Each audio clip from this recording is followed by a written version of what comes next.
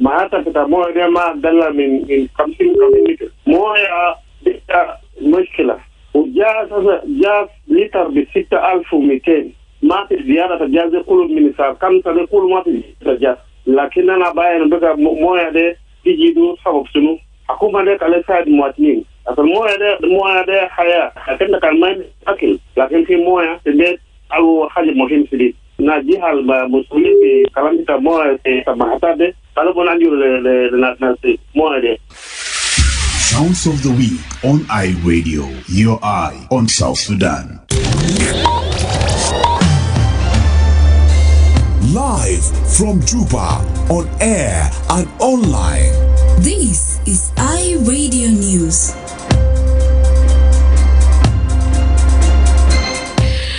Good afternoon, this is iRadio News. First, here are the headlines. Warab State Government says the death toll from last week's communal clashes in Tony East County, Warab State, has risen to 62.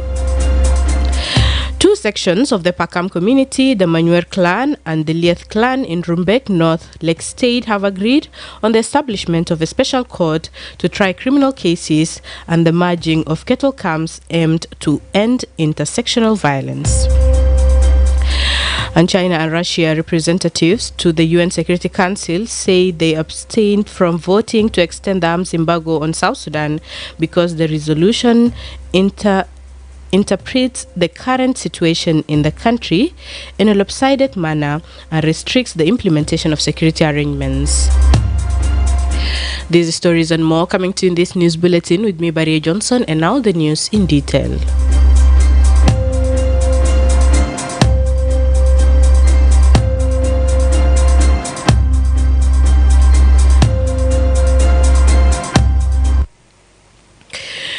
Warab State Government says the death toll from last week's communal clashes in Tony East County, Warab State, has risen to 62. In a statement issued over the weekend, the State Minister of Information, Mamer Bath Marol, said the updated figure includes 20 women.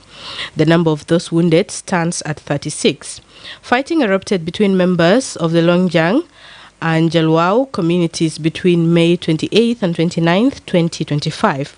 Initial reports had put the number of deaths at 46. Minister Maro also revealed that more than 30,000 households have been displaced to nearby Payams, including Unjak Akok, Pabong, and Alatiap Wunlit. He said, and I quote, "The government of Arab State has learned with dismay the unfortunate violent clashes that took place between Longjang and Jalwao communities of Tony East County.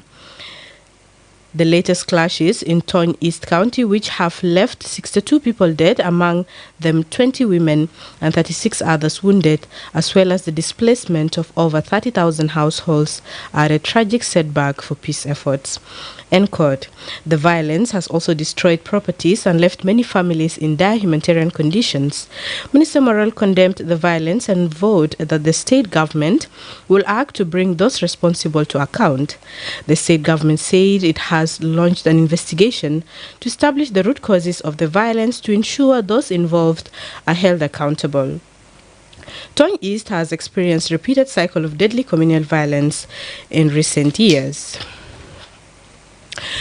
Two sections of the Pakam community and the Manuar clan and the Lieth clan in Rumbek North Lake State have agreed on the establishment of a special court to try criminal cases and the merging of cattle camps aimed to end intersectional violence. The dialogue last week came up with 22 resolutions aimed at addressing key issues such as blood compensation, road ambushes, and hate speech, which were reached following a peace dialogue over the weekend. Supported by Peace Building Opportunity Fund and in collaboration with the Ministry of Peace Building in Lake State, the dialogue concluded at Amugbuma in Menpayam of Rumbek North County. The Minister of Peace Building in Lake State, Nyanok Malau Marial, said the dialogue between the two sections had concluded successfully with several resolutions signed by both parties.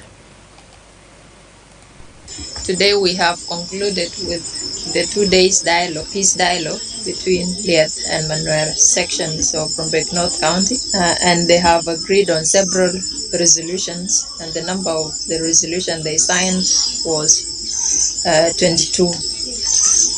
In attendance of this peace dialogue were the intellectuals, the commissioner, and then the Gilwang leaders, chief were also there, and then the representative from the post sections that came to witness this peace dialogue.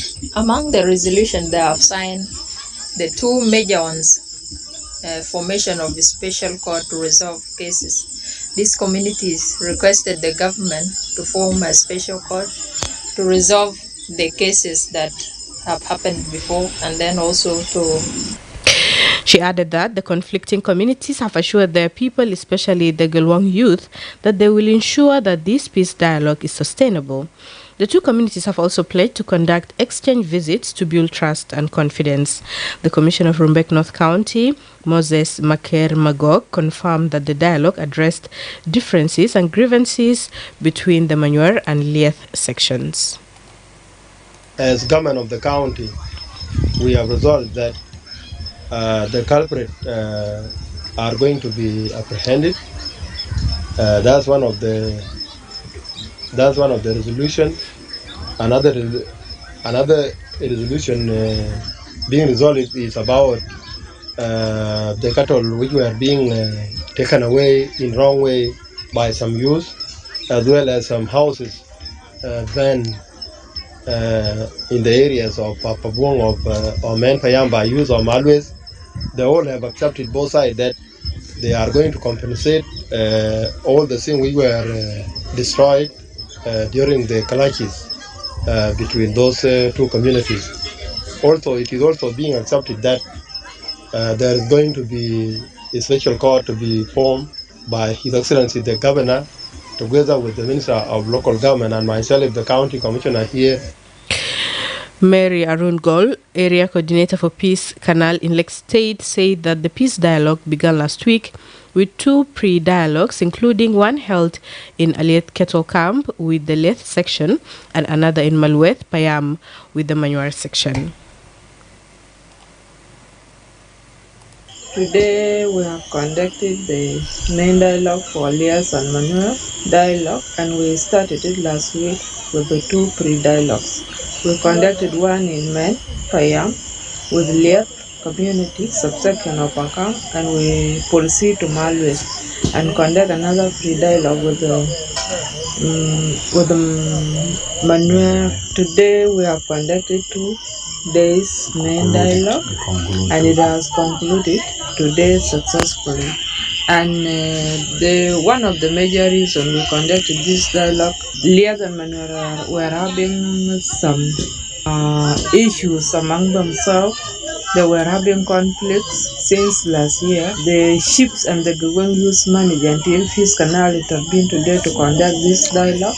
And some of the causes were road ambushes and rebellion killing and cattle raiding, and among others. Makim Dud, Executive Chief of the Lieth section in Menpayam, Rumbek North County, said that previously inaccessible areas are now open for movement on both sides, and freedom of movement and grazing between Lieth and Manuer has been accepted. He urged the governor of Lake State to form a special court to try the outstanding cases in Rumbek North County.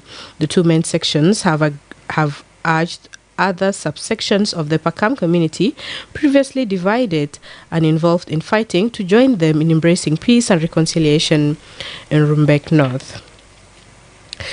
China and Russia representatives to the UN Security Council say they have abstained from voting to extend the arms embargo on South Sudan because the resolution interprets the current situation in the country in a lopsided manner and restricts the implementation of security arrangements.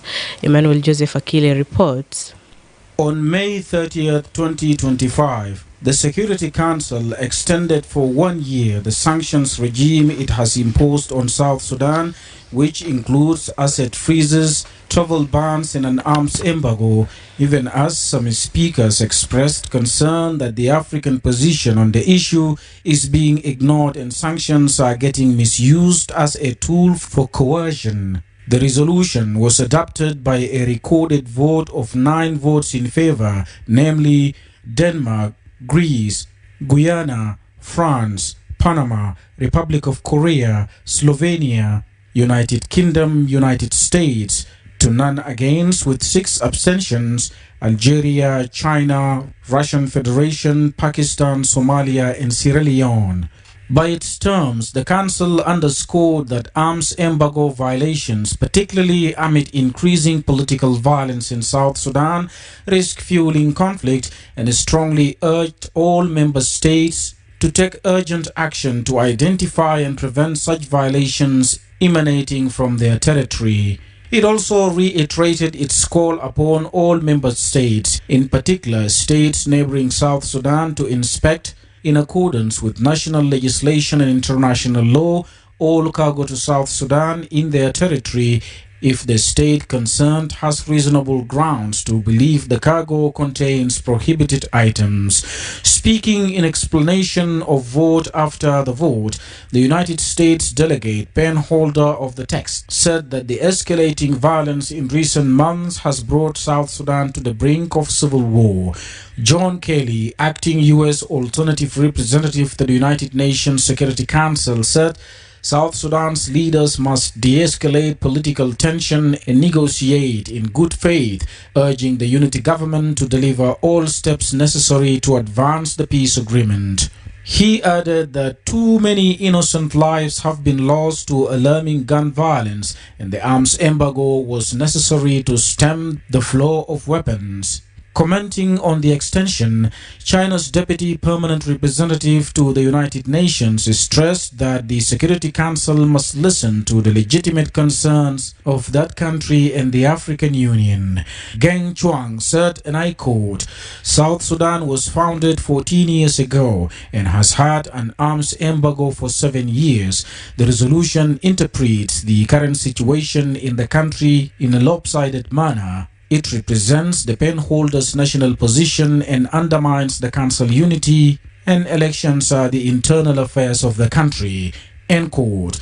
Meanwhile, the representative of the Russian Federation also disagreed with the resolution's direct link between the arms embargo and the South Sudan's internal political processes, adding that the easing of council sanctions on South Sudan is long overdue.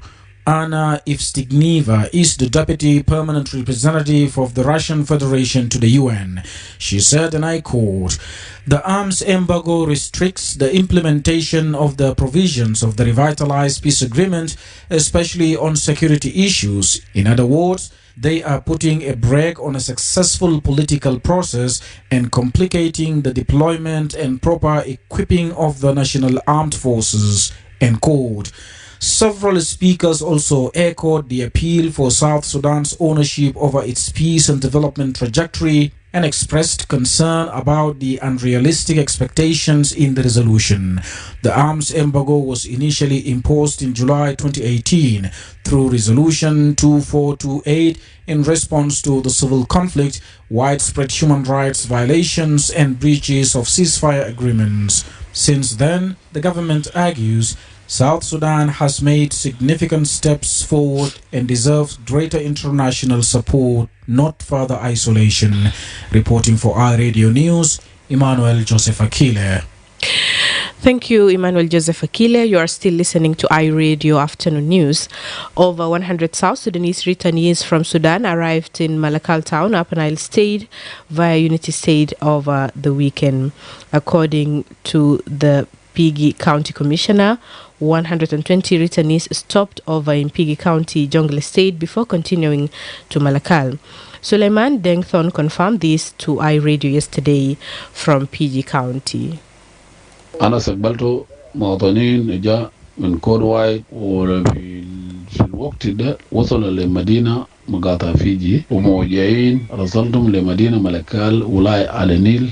المواطنين الأبرياء 120 نفر الوصل يوم وبار ويوم صباح للمقاطعة فيجي ولاية جونغلي. The returnees trekked from Abyei to Rueng through Old Fangak in Fangak County, then to Wungleth Buma of Atar Payam. One returnee, Nanjok Malwal, shared her disturbing journey from Sudan to Malakal after being caught in clashes between the government forces and SPLIO. She said this had occurred as they settled at Form Al Zaraf in PG County recently. I came from Bentiu with my family, our children, elderly women, and young ones, and we first arrived in Pom Al Zaraf. However, soon after we settled there, fighting broke out between government forces and the SPLAIO. Although we civilians had nothing to do with the conflict, we were forced to flee for our safety as the violence reached our area. We eventually made our way to Korfulus, where the county commissioner received us warmly and accommodated us. We feel safe here. He also arranged a boat to transport us to Malakal, where we hope to find peace and rebuild our lives. Another returnee, who identified himself only as Chol, confirmed their reception at Former Zaraf. الوضع كان صعب شوية لكن جينا نزلنا بالفم الآن أنين جينا بالمنطقة كروة جينا بالمت جينا بكرفلوس حتى بعد ذاك الآن أنين في القناة الحمد لله الوضع كويس ما علينا أوي واستقبلنا المحافظ سيد المحافظ سليمان دينغتون والحمد لله في أمان الله ما علينا أوي والحال كلهم المواطنين كلهم ما عليهم أوي. And finally, the government of South Sudan and Afrexim Bank have settled a $657 million loan dispute, suspending a court case filed by the bank earlier this year, a senior official has confirmed. The agreement was reached on Friday during a high-level meeting chaired by Vice President and Chairperson of the Economic Cluster, Dr. Benjamin Bolmel. Senior government officials and a delegation from Afrexim Bank were present at the meeting. The bank, headquartered in Cairo, Egypt, had filed a lawsuit in May over the government's failure to repay the loan. However, following the meeting, the FAS and the Secretary at the Ministry of Finance said the matter will no longer proceed in court, citing a renewed spirit of partnership and mutual understanding. Afrexim Bank Chief Risk Officer Elias Kagumia acknowledged the economic difficulties facing South Sudan, including severe flooding that damaged oil infrastructure and the ongoing conflict in neighboring Sudan, which has disrupted oil exports. Kagumia also expressed confidence in South Sudan's renewed economic direction, crediting President Salva Kiir for the leadership appointments and the formation of a committee that has provided strategic guidance in resolving the financial impasse. He said, and I quote, "We are comfortable that the government has a path forward, not just in settling the arrears owed to Afrexim Bank, but also in strengthening its capacity to raise revenues and meet budgetary needs. This understanding has allowed us to delay any court action and continue our partnership." End quote. The agreement marks a significant step in rebuilding financial confidence as South Sudan continues to navigate economic recovery amidst regional instability. You are listening to iRadio Afternoon News, and now to the regional and international news with my colleague Helen Samuel. Sudan's new Prime Minister Camille Idris has announced the dissolution of the country's caretaker government, Reuters cited state news agency SUNA as reporting late on Sunday. SUNA did not specify when a new government, the first since war broke out between the Sudanese army and the paramilitary rapid support forces, would be announced. Idris was appointed by Army Chief Abdel Fattah al-Burhan, Sudan's head of state. The RSF has said since earlier this year that it would form its parallel government with allied parties. Idris took the oath of office on Saturday as the country's first prime minister since a military-led coup in 2021. Elsewhere, the official death toll after deadly floods hit the Nigerian town of Mokwo on Thursday has risen to more than 200. Another 500 people are still missing in the town in the central Niger state. However, local official Musa Kimboku told the BBC that rescue efforts had ceased because authorities no longer believe anyone could still be found alive. The floods, said to be worst in the area for 60 years, swept through the Mokwa Kakwa district of Tifin, Maza, and Manguana Hausawa after torrential rains. Finally, Russia and Ukraine delegates are in Istanbul for a second round of peace talks, hours after both sides carried out overnight attacks. On Sunday, Kyiv launched 117 drones on military bases deep inside Russia and Moscow's largest ever aerial attack on Ukraine the previous night. At least 13 Russian warplanes were destroyed in Sunday's drone attack, Ukrainian officials say, with Zelensky hailing the operation as an absolutely brilliant result. An earlier round of talks in Istanbul last month failed to bring about any significant outcome apart from a prisoner of war swap. Those are some of the headlines trending in the international arena. Thank you, Helen Samuel. And now to the sports news with Lasuba Memo.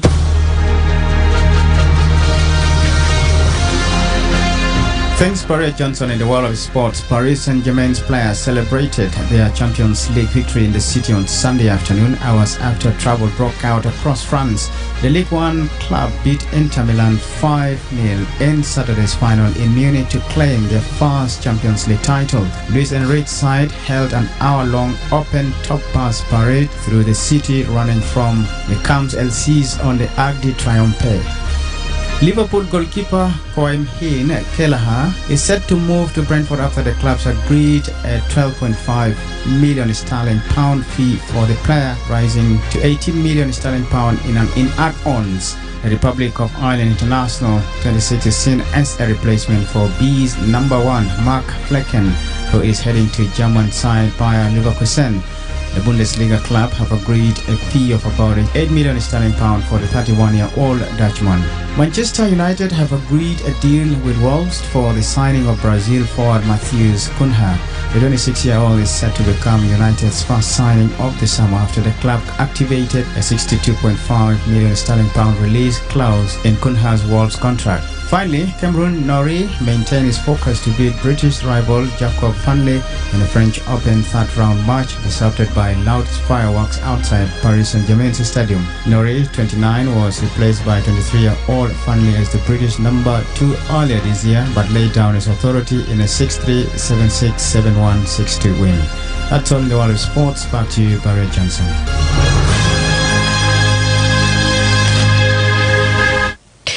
You're listening to iRadio News, and to end this bulletin, here are the headlines once again. Warab State government says the death toll from last week's communal clashes in Tong East County, Warab State, has risen to 62. Two sections of the Pakam community, the Manuel clan and the Lieth clan in Rumbek North, Lake State, have agreed on the establishment of a special court to try criminal cases and the merging of cattle camps aimed to end intersectional violence. And China and Russia representatives to the UN Security Council say they abstained from voting to extend the arms embargo on South Sudan because the resolution interprets the current situation in the country in a lopsided manner and restricts the implementation of security arrangements. That's the end of iRadio Afternoon News. If there is a story or an event you would like iRadio to cover or report about, please send us a text message on +211 925 287870. It's also our WhatsApp number. Follow us on X at iRadio Juba, like our Facebook page, iRadio. Subscribe to our YouTube channel at iRadio South Sudan. You can also visit our website and listen to us online at www.iradio.org. Stay tuned for the news in Arabic at 1:30. I am Baria Johnson. Thanks for listening.